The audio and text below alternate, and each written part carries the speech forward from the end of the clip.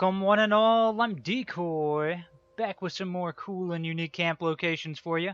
Starting off in the forest this week with a spot that I can really see being a prime candidate for building a small village or a town at your camp. Now starting it off with a little spot there with radiation and an ammo box. Maybe you turn it into a radiation death chamber. I don't know. I'm not giving you any ideas. Don't do that. Or do it. I don't know. Something. Of course, you do get a little bit of plants. You got the pond right there. There's a container back here, which didn't spawn anything for me, but it might give you something. Now, the key thing that caught my eye about this entire location was the wooden walkways. Yes, we do get an outhouse with a chem cooler, which is kind of nice, I guess. But it's the walkways that really sold me on this spot, because I can just imagine little tiny houses all along the walkway within the camp boundary, and honestly I think it looked pretty darn good. Maybe something I'll do down the road. I'll have to come back here just to see what I can do with it. And there are various different areas along this path that you could take advantage of, but up in this general area seemed like the best choice. And if I was putting down a camp, I'm pretty sure I'd end up putting it up here on the cliff, so it gave your camp a little bit of extra verticality. You could still take advantage of the water down there, take advantage of the paths up behind you a little. Definitely seems like a strong contender for someone looking to build a little town. Now if you're wanting to check this spot out, you'll find it right over here. Of course, you're in the forest, so you're going to be relatively safe compared to other parts of the map. Now, you are a little bit further off to the left, but it does keep you a little bit further south, which may be a plus. Overall, it seems like a solid location for anyone looking to build their own settlement. Now to Toxic Valley, where I feel like I've been here before. And I know I have, multiple times in the game. I just don't think I've been here yet in cool and unique camp locations. Fingers crossed. Every now and then I look at my map and I think it lies to me. Anyways, you got Junkie House. You get a few small containers here. But that's not the reason I even like this spot. Alright, the Junkie House kind of takes away from things, but I don't know. The main reason I like this spot is that, right there. The Welcome to Historical Grafton sign. Oh yeah, because you can kidnap that. I would say you put down your camp, steal the sign, build on the sides of the road however you do it, and then maybe put some new lettering over the historical part, and it'll say, Welcome to New Grafton. Yep. Somehow this seems like it's turning into more of a settlement type video. It wasn't my intention going into it, but it's kind of going that way. Because now down in the ash heap, we've got this bus. And this bus caught my eye for about the same reason as everything else. Ooh, I could build a little town here.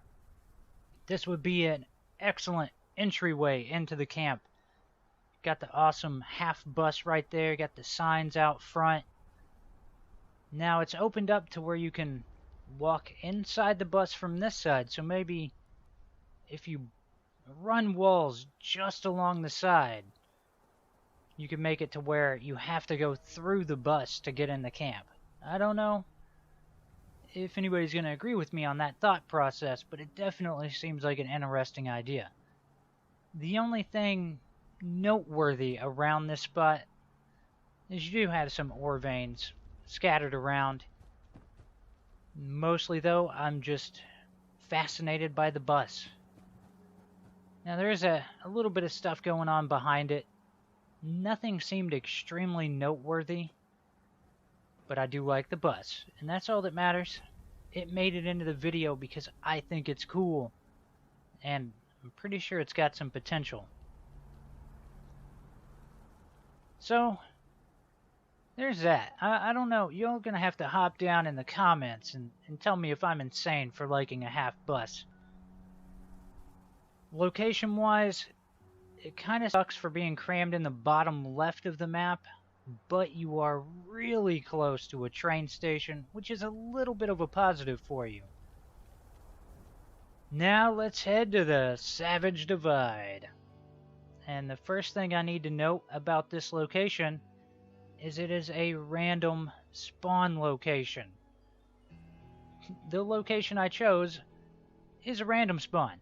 So the suit of power armor you see right there is one of the random spawns that can just happen here. Now if you go placing your camp down in this, it's going to block the random spawn.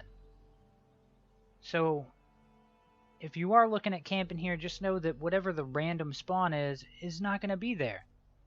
But if you like the idea of being near a random spawn, you can camp a little ways away from it, and it should still spawn in random stuff.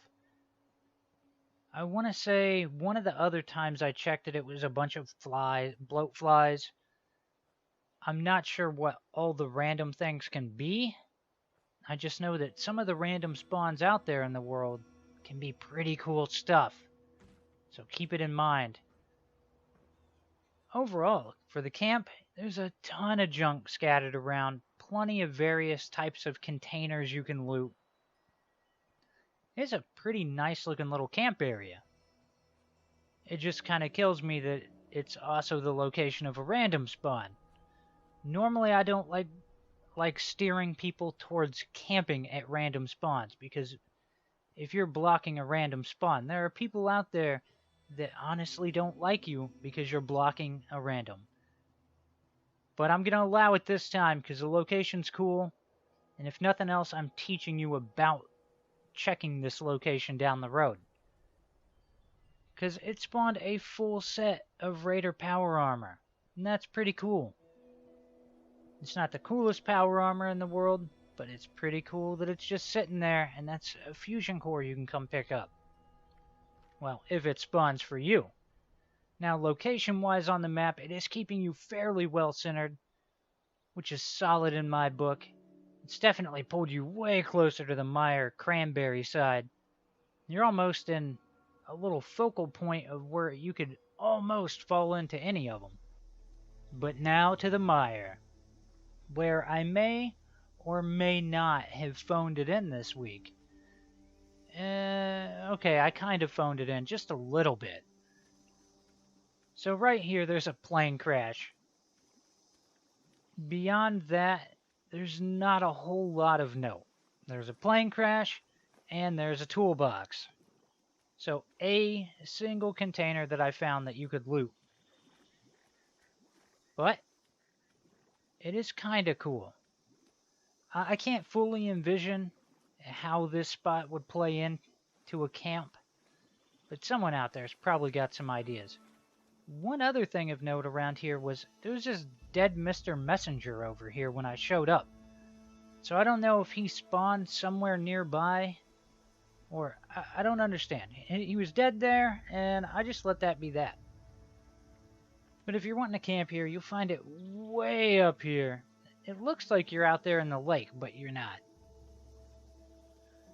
Location-wise, I mean, it's okay. It kind of sucks how far north you are. But I doubt anybody else is going to be taking that camp location from you anytime soon. Now to Cranberry Bog, and a location that I could have swore I've shown in this, but the map I've created says I haven't. So either the map is lying to me or I lied to the map by not marking it. It's something along those lines. But then again, way further back as I was showing locations, I was like, man, I keep showing too many monorail locations. I can't show any more of this. I got to take a break. And I don't know if I took too long of a break or what. But there is a little bit of loot up at the top. Not a lot, but inside this, I don't know if there's always going to be a mini nuke in there, because there was another spot out here in Cranberry where sometimes it'd be a mini nuke, Other times it'd be a stealth boy. I didn't bother checking this one a whole bunch of times. But you do get a nice view. Unfortunately, it's a view of the cranberry where scorch beasts are going to be looking to be friends with you. They just want to be your friend, alright? They land and they try to give you hugs, and then you murder them, and then you wonder why they get angry. The only thing of note to worry about here is there are robots that seem to spawn and attack this place, and they're not the Watoga robots, so they're not going to be your friend. Or maybe they'll be your friend, I don't know. But that's going to wrap up all of the cool and unique camp locations for this week. I'm pretty sure next week is when we hit our 200th location. It is crazy. That is also part of the reason I have problems keeping track of where I have and haven't shown, even with a map. But either way, I hope you've enjoyed this. As usual, please remember to like, sub, and share. Later.